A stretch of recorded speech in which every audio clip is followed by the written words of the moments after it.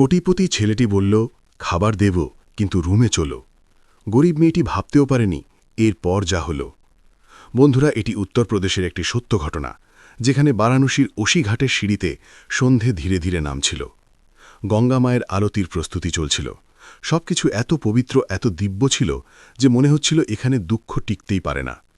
কিন্তু সেই ঘাটেরই একটি সিঁড়িতে একটু দূরে সরে এক অত্যন্ত সুন্দরী মেয়ে বসেছিল, মীরা। ২০ বছরের মীরার শরীর যেন বয়সের আগেই ক্লান্ত হয়ে গিয়েছিল। তার জীর্ণ সালোয়ার কামিজের রং আর চেনা যাচ্ছিল না। ওড়নায় এত ছিদ্র ছিল যে তা ঢাকার চেয়ে তার অসহায়ত্বকেই বেশি প্রকাশ করছিল। পায়ে চপ্পল ছিল না, গোড়ালি ফাটা ছিল। চোখের নিচে গভীর কালো দাগ ছিল, যেন অনেক রাত ঘুম তার পথ ভুলে গেছে। গাল আর ঠোঁট এত শুকনো যে প্রতি শ্বাসের সাথে তা ফাটতে শুরু করত। কিন্তু সবচেয়ে বেশি যেটা চিৎকার করছিল তা হলো তার পেট, খিদে। এমন খিদে যা শব্দ করে না, কিন্তু ভেতর থেকে মানুষকে ফোকলা করে দেয়। মীরা গঙ্গার দিকে তাকাচ্ছিল না, সে মানুষদের দেখছিল। প্রতিটা অতিক্রান্ত মুখকে, প্রতিটা আসা যাওয়ার কদমকে। তার চোখে ভিক্ষে ছিল না, তাতে শুধু একটা প্রশ্ন ছিল, আমি কি মানুষ নই? মানুষ আরতি দেখত, প্রসাদ নিত আর নিজের নিজের বাড়ি ফিরে যেত। কারুর নজর সেই মেয়েটির ওপর পড়ত না, যে ওই ঘাটের সিঁড়িতে বসে জীবনের সাথে লড়াই করছিল। তখনই ভিড়ের মাঝখান দিয়ে এক হৃষ্টপুষ্ট হালুই কর যাচ্ছিল। তার হাতে গরম গরম শিঙাড়া ছিল। ঘিয়ের সুবাস বাতাসে ছড়িয়ে পড়ল। মীরার পেট মোচড় দিয়ে উঠল।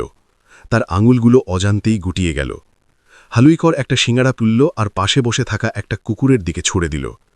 কুকুরটা ঝাঁপিয়ে পড়ল। তারপর সে আরেকটা শিঙাড়া মীরার দিকে ছুড়ল। এক মুহূর্তের জন্য সময় যেন থমকে গেল। কুকুরটাও লাফালো, মীরাও এগিয়ে গেল। কিন্তু তখনই মীরা থেমে গেল। ওই শিঙাড়াটা মাটিতে পড়েছিল, কুকুরের ঠিক কাছে। মীরা সেটা তুলল না, তার হাত ওখানেই থেমে গেল। এত খিদের কুকুর সিঙারা নিয়ে পালিয়ে গেল। ভিড়ের মধ্যে দাঁড়িয়ে এক যুবক এইসব দেখছিল। আদিত্য প্রতাপ সিং, প্রায় ২৮ বছর বয়সী, লম্বা চওড়া গড়নের, দামি পোশাকে সজ্জিত যুবক।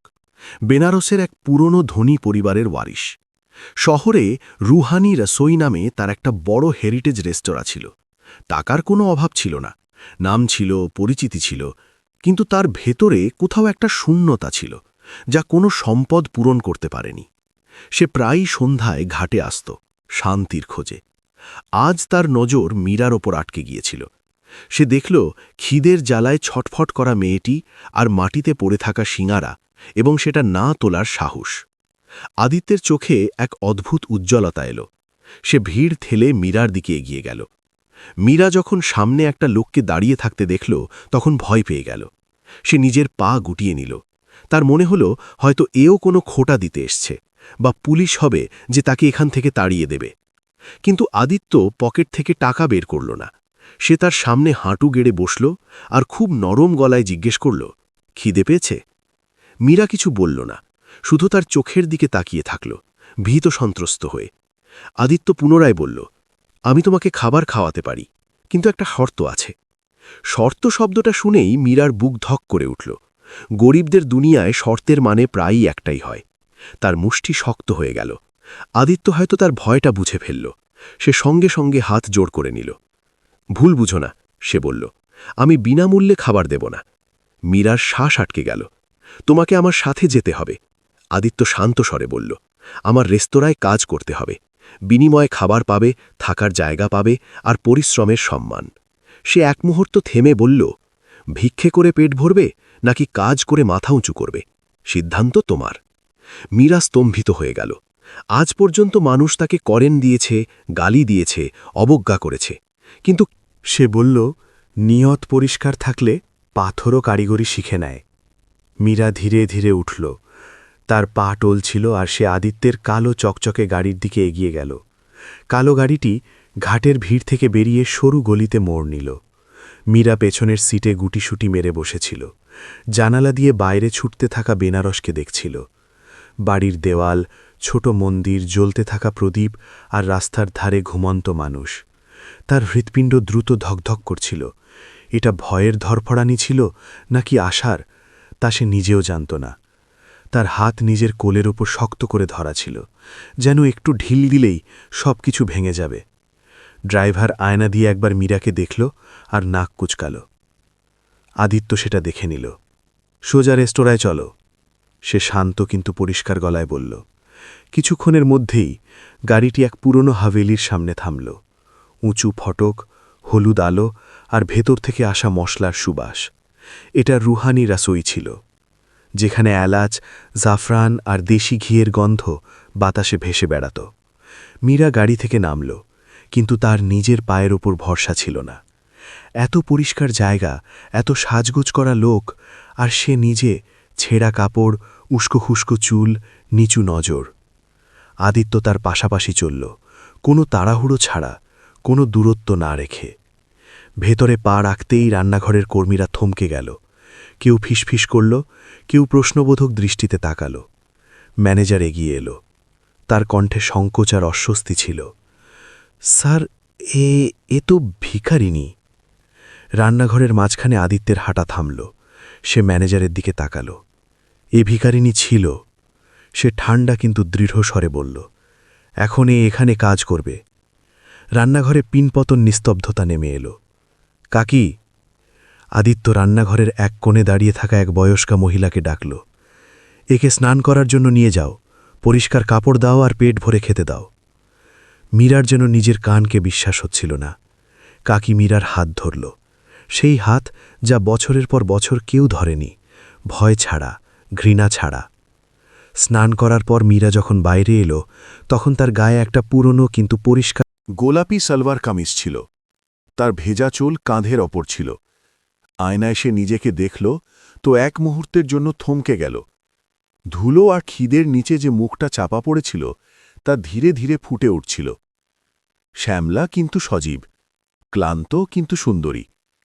কাকি তার সামনে থালা রাখল, ডাল, ভাত আর গরম রুটি। মীরা প্রথম গ্রাস মুখে দিল আর কেঁদে ফেলল। এই কান্না খিদের ছিল না, এটা সেই অনুভূতির ছিল যা সে বছরের পর বছর জানত না। আপনজন। আদিত্য দূরে দাঁড়িয়ে এসব দেখছিল। তার হৃদয়ে এক অদ্ভুত শান্তি নামল, এমন শান্তি যা দামি ডিল আর বড় বড় হাততালি থেকে কখনো মেলেনি। পরের দিন সকালে মীরার কাজ শুরু হল। বাসন, অনেক এঁটো বাসন। স্টাফরা তার থেকে দূরত্ব বজায় রাখত। কেউ সরাসরি কথা বলত না, কেউ তাকে স্পর্শ করা থেকে বিরত থাকত। কিছুর নজরে সে এখনও সেই ঘাটের মেয়েই ছিল। মীরা চুপচাপ কাজ করতে থাকল। ঘণ্টার পর ঘণ্টা দাঁড়িয়ে বাসন মাজত। হাতে কেটে যেত, সাবান জারা করত, কোমর ব্যথা করত। কিন্তু সে একটা শব্দও বলত না, কারণ সে জানত বাইরের অপমানের চেয়ে এই ব্যথা ভালো। আদিত্য প্রায়ই দূর থেকে তাকে দেখত, না কিছু বলত, না প্রশংসা করত, শুধু দেখত। একদিন সন্ধ্যায় রান্নাঘরে হঠাৎ হুড়োহুড়ি পড়ে গেল। শাহী পনিরের অর্ডার অনেক বেশি ছিল। প্রধান রাঁধুনি ঘাবড়ে গিয়ে গ্রেভিতে লবণ বেশি দিয়ে ফেলেছিল। নতুন করে বানানোর সময় ছিল না। গলার স্বর চড়তে লাগল, মুখে ভয় ছিল। মীরা কোণে দাঁড়িয়ে বাসন ধুচ্ছিল। সে এগিয়ে এলো, আবার থেমে গেল। তারপর ধীরে ধীরে বলল, যদি এতে একটু দুধ আর ভাজা বেসন দিয়ে দেওয়া হয়, আর উপর থেকে লেবুর রস, তাহলে লবণ কম মনে হবে। রাঁধুনি রেগে তার দিকে তাকাল। তুই আমাদের শেখাবি? সেই মুহূর্তেই আদিত্য রান্নাঘরে এলো। থামুন, সে বলল। ও যেমন বলছে তেমন করুন। সবাই চুপ হয়ে গেল। গ্রেভি আবার চড়ল। কিছুক্ষণ পর আদিত্য চেখে দেখল, তার চোখ আটকে গেল। স্বাদ শুধু ভারসাম্যপূর্ণই হয়নি, তা আরও চমৎকার হয়ে গিয়েছিল।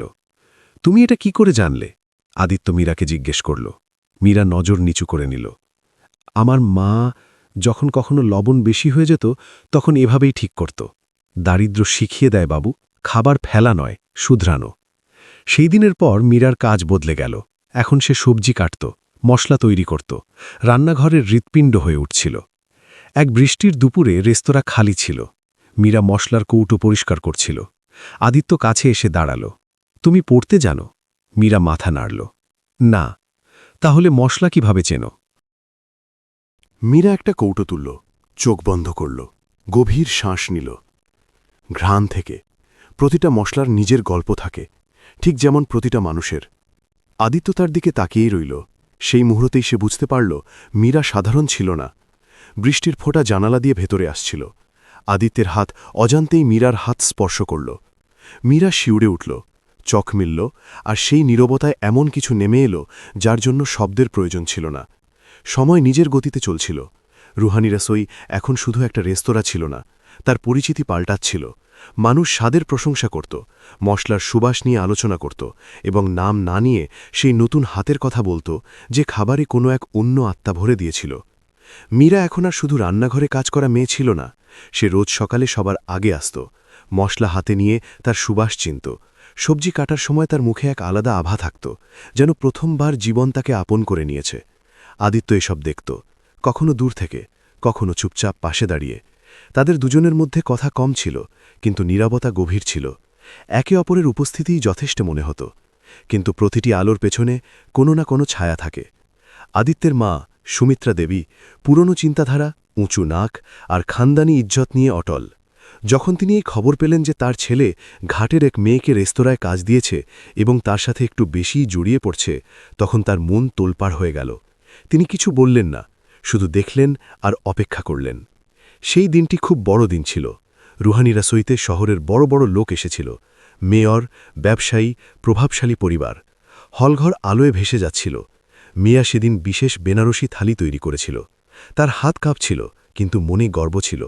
যখন সে খাবার পরিবেশন করতে হলে এলো, তখন কিছু দৃষ্টি তার ওপর আটকে গেল, এবং তখনই ভিড়ের মধ্যে থেকে এক তীক্ষ্ণ কণ্ঠস্বর গুঁজে উঠল, আরে, এই মেয়েটা তো সেই যে ওসিঘাটে বাটি নিয়ে বসে থাকত। মীরার পা থেমে গেল। ওই কণ্ঠস্বর কোনো ধনী মহিলার ছিল, যে তাকে কখনো ঘাটে দেখেছিল। হলে পিনপতন নিস্তব্ধতা নেমে এলো। ছি! মহিলাটি নাক কুচকাল।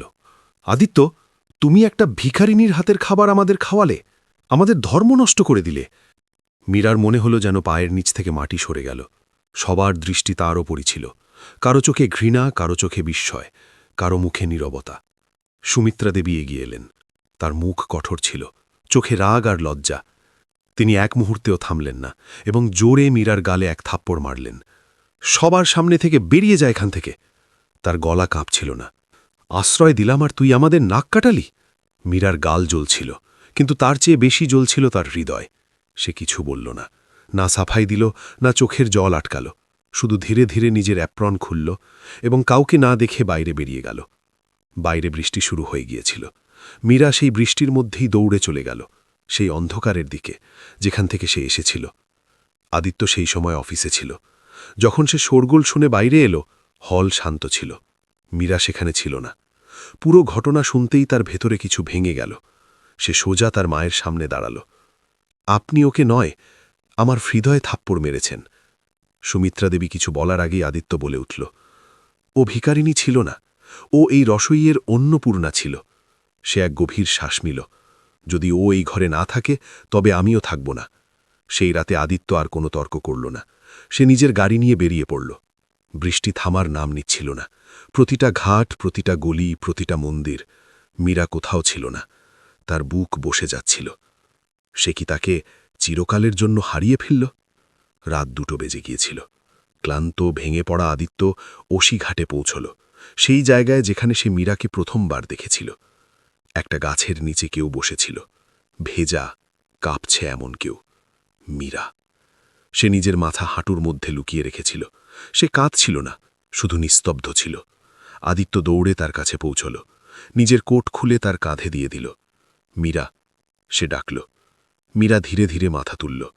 তার চোখে অভিযোগ ছিল না, শুধু গভীর বিষাদ। বাবু, আপনি কেন এলেন? তার গলা নেভানো ছিল। আমি এখানেই ঠিক আছি। আবর্জনাকে প্রাসাদে রাখলে তা সোনা হয়ে যায় না। আদিত্যের চোখ দিয়ে জল গড়িয়ে পড়ল। সে মীরার মুখ নিজের হাতে তুলে নিল। তুমি আবর্জনা নও। তার গলা ভেঙে যাচ্ছিল। তুমি আমার জীবন। বৃষ্টি আরও জোরে এলো। আদিত্য তাকে বুকে জড়িয়ে ধরল। ওই প্রাসাদে, ওই রান্নাঘরে আর আমার ভেতরে সব খালি ছিল। তুমি এসে সব ভরিয়ে দিয়েছ। মীরার শ্বাস দ্রুত হতে লাগল। সমাজ, আপনার মা, সে ধীর স্বরে বলল। আদিত্য তাকে আরও শক্ত করে ধরল। ভাড় মে যাক সমাজ, সে বলল। সম্মান টাকা দিয়ে নয়, চরিত্র দিয়ে হয়। আর তোমার চেয়ে ধনী চরিত্র আমি কারও দেখিনি। সে মীরার চোখের দিকে তাকাল। আমাকে বিয়ে করবে? মীরার চোখের বাঁধ ভেঙে গেল। সে ফুপিয়ে ফুপিয়ে কেঁদে ফেলল। এই কান্না ব্যথার ছিল না, এটা সেই আপনজনের ছিল, যার খোঁজ সে সারা জীবন করেছে। সে ধীরে ধীরে মাথা নেড়ে হ্যাঁ জানাল। আদিত্য তাকে কোলে তুলে নিল। বৃষ্টি আরও প্রবল হল। এভাবেই রাত কাটতে থাকল, আর তারপর বৃষ্টি ধীরে ধীরে থেমে গেল। অসিঘাটের সিঁড়িতে পরের সকালের প্রথম আলো নামছিল। মীরা আদিত্যের সাথে চুপচাপ বসেছিল। দুজনের মধ্যে শব্দ ছিল না, কিন্তু এখন নীরবতায় ভয় ছিল না, একটা বিশ্বাস ছিল। এমন বিশ্বাস যা কোনো প্রতিশ্রুতি থেকে নয়, সঙ্গ থেকে জন্ম নেয়। তারপর আদিত্য মীরাকে নিয়ে রুহানি রসোই রেস্তোরাঁয় পৌঁছল। রেস্তোরাঁর দরজা পুনরায় খুলল, কিন্তু এবার পরিবেশ পাল্টে গিয়েছিল। আদিত্য কোনো ঘোষণা করল না, কোনো শোরগোল করল না, শুধু নিজের সিদ্ধান্তে অটল রইল। শুরুটা সহজ ছিল না। সমাজের কথা, আত্মীয়দের ফিসফিসানি, পুরনো অতিথিদের ঠান্ডা দৃষ্টি সব সামনে ছিল, কিন্তু মীরা পেছনে ফিরে তাকাল না। সে সেটাই করল যা সে জানত, পরিশ্রম। সে আবার রুহানি রসোইতে নিজের কাজে ডুবে গেল। দিন কাটতে লাগল।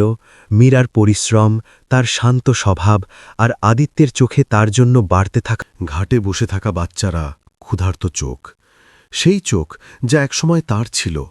সে আদিত্যকে এক সন্ধ্যায় বলল, বাবু, আমরা কি ওদের জন্য কিছু করতে পারি? আদিত্য তার দিকে তাকাল। তার চোখে সংকট ছিল না, না ভয়, শুধু একটা পরিষ্কার ইচ্ছে। কয়েক মাস পর রুহানি রসোইয়া পেছনের একটা পুরনো বিল্ডিংয়ে একটা নতুন বোর্ড লাগল, আপন ঘর।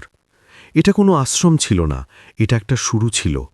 এখানে সেই বাচ্চারা আর মেয়েরা আসত যারা ঘাটে ভিক্ষা করত। এখানে তারা খাবার পেত, কাজ শেখানো হতো, এবং সবচেয়ে জরুরি, সম্মান। মীরা নিজে তাদের শেখাত, কখনো রুটিবেলা, কখনো মশলা চেনা, কখনো শুধু বসে কথা শোনা। সে জানত, কখনো কখনো মানুষকে উপদেশ নয়, শুধু একটা নির্ভরযোগ্য মুখ দরকার হয়। সময় বদলালো, মানুষ বদলালো। সেই সমাজ যে কখনো আঙুল তুলত, এখন প্রশ্ন করতে লাগল, এসব কিভাবে হচ্ছে? রুহানি রসোই শহরের বাইরে পরিচিতি পেতে লাগল। খবর ছাপা হতে লাগল। স্বাদের পাশাপাশি মানবতারও আলোচনা হতে লাগল। একদিন দেশের সবচেয়ে মর্যাদাপূর্ণ কুকিং অ্যাওয়ার্ডের ঘোষণা হল। রুহানি রসোইয়ের নাম ডাকা হল। অনুষ্ঠানের হল আলোয় ভরা ছিল, করতালির গুঞ্জন ছিল। মঞ্চে আদিত্য দাঁড়িয়েছিল, সংযত, শান্ত। অ্যাঙ্কার মাইক ধরল। এই সাফল্যের পেছনে এমন এক শক্তি আছে যে স্বাদকে আত্মা দিয়েছে। আমি মঞ্চে ডাকতে চাইব মিসেস মীরা আদিত্য সিং। মীরা মঞ্চের দিকে এগিয়ে গেল। সে বেনারসি শাড়ি পরেছিল, কপালে ছোট টিপ, সিঁথিতে সিঁদুর। তার মুখে এখন ভয় ছিল না, সেখানে আত্মবিশ্বাস ছিল, শান্ত আর স্থির। হল করতালিতে ফেটে পড়ল। মীরা সামনে তাকাল। প্রথম সারিতে সুমিত্রা দেবী বসেছিলেন, তার কোলে এক ছোট্ট বাচ্চা, মীরা আর আদিত্যের ছেলে।